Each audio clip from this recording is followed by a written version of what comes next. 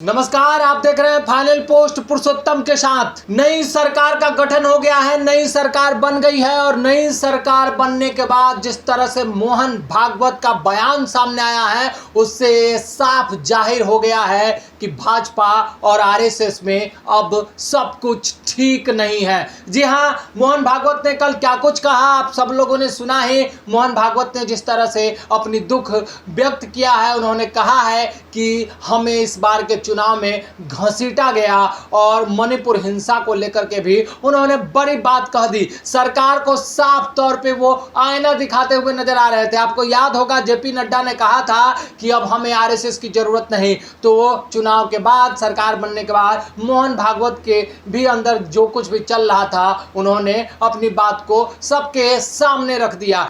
इसके बाद से जितने भी सेफोलॉजिस्ट हैं, जितने भी विश्लेषण करने वाले लोग हैं, वो इस चीज को विश्लेषण करते हुए नजर आ रहे हैं और वो बताते हुए नजर आ रहे हैं कि आगामी 5 साल नरेंद्र मोदी सरकार के लिए ठीक नहीं होगा।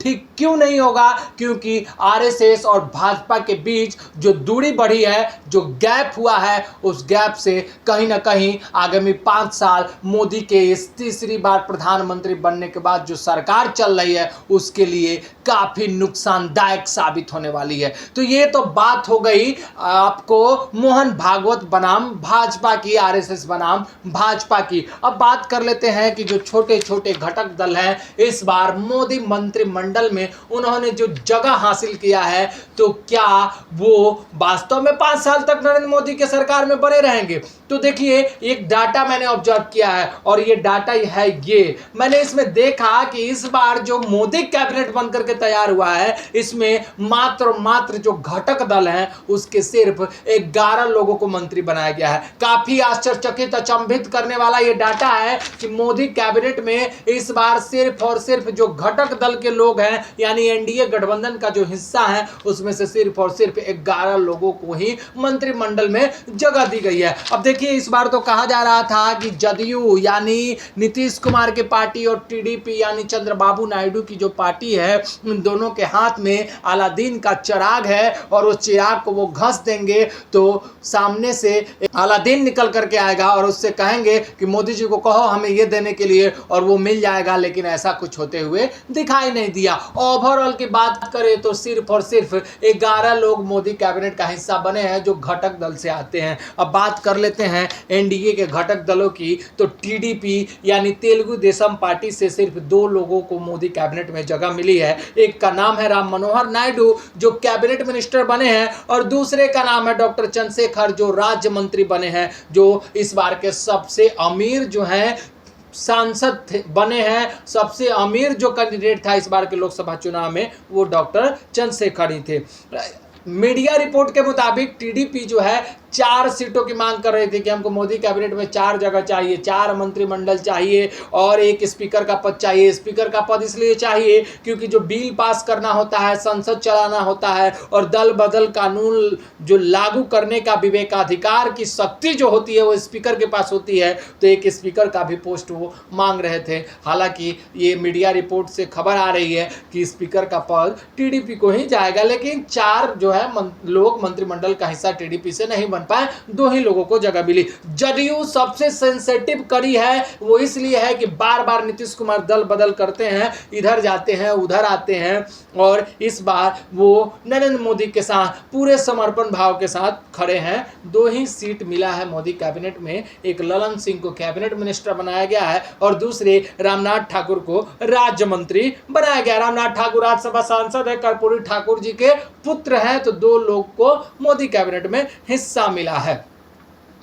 अब क्या जदयू सिर्फ 2 ही सीटें मांग रही होगी? ऐसा नहीं है, जदयू की भी मांग दूसरी रही होगी। एक चर्चा तो और भी है कि आगामी विधानसभा का चुनाव जो है नीतीश कुमार के नेतृत्व में ही बिहार में लड़ा जाए, ये जदयू की मांग रही है और इस पर सहमति लगभग बन गई है। सूत्रों से जो खबर मिल रही है उसकी मैं बात कर रहा हूं। अब बात कर लेते हैं, तो 2 4 लोग तो हो गए, 11 लोगों में से जो घटक दल के लोग हैं। अब आते हैं महाराष्ट्र की तरफ, कुछ करते हैं। महाराष्ट्र में तो अजब गजब ही खेल चल रहा है। असली शिवसेना और असली एनसीपी कौन है, इसको लेकर के काफ़ी कंफ्यूजन है लोगों में। तो अजीत पवार की जो एनसीपी है वो इस बार के चुनाव में सिर्फ और सिर्फ एक लोकसभा सीट हासिल की है, यानी जीत हासिल की है।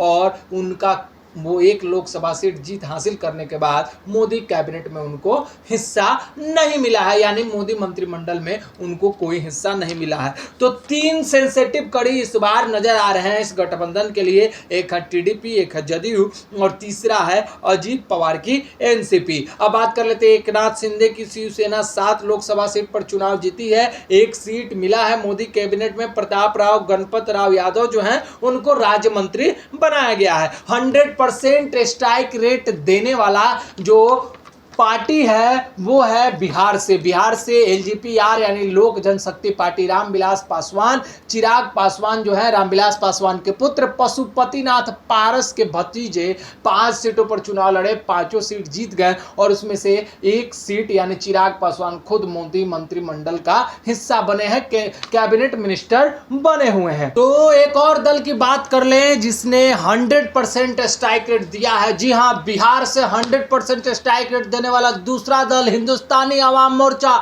जीतन राम मांझी। अरे बाप रे बाप, एक ही सीट पर तो चुनाव लड़े और जीते और कैबिनेट मिनिस्टर बन गए हैं। तो ये हिंदुस्तानी आवाम मोर्चा, ये जीतन राम मांझी, इन्होंने भी 100% स्ट्राइक रेट दिया है। एक ही पे लड़े लेकिन दिया है। अब बात कर लेते हैं उत्तर प्रदेश की। तो उत्तर प्रदेश के अपना दल सोनेवाल के अध्यक्ष अनुप्रिया पटेल मिर्जापुर से सांसद हैं, इनको भी राज्य मंत्री बनाया गया है। आरएलडी के जयंत सिंह राज्य मंत्री बनाए गए हैं। पहले अखिलेश यादव के साथ खूब देखते होइएगा आप लोग, अभी नरेंद्र मोदी के साथ में है। रिपब्लिकन पार्टी ऑफ इंडिया के प्रमुख राज्यसभा के सांसद रामदास अठावले, देखा है कभी इनको?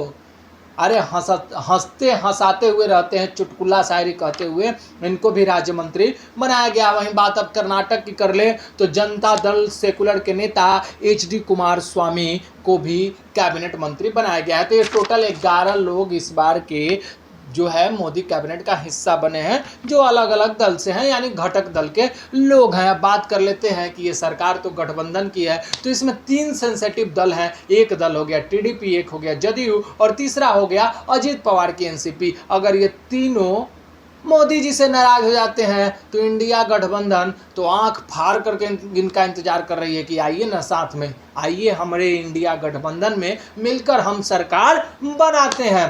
तो देखिए आगे आगे क्या कुछ होता है। तो नरेंद्र मोदी के लिए यानी मोदी कैबिनेट के लिए आगामी जो 5 साल है वो ठीक ठाक मुझे चलते हुए नज़र नहीं आ रहा है। नहीं आने का कारण ये है कि जदयू की भी नाराज़गी हो सकती है, टीडीपी की भी नाराज़गी हो सकती है, पहले भी नाराज़गी होती हुई नज़र आई है। और एनडीए के जो हिस्सा हैं अजीत पवार एनसीपी, इनकी भी जो 1 लोकसभा सीट जीते हैं तो इनकी भी नाराज़गी हो सकती है। इनकी नाराज़गी होगी नहीं, 1 सीट पर चुनाव जीते हैं, इनको मंत्रिमंडल में जगह नहीं मिला है। 1 सीट पर मांझी जीते तो उनको मंत्रिमंडल में हिस्सा मिल गया है, तो नाराज़गी तो होगी ही।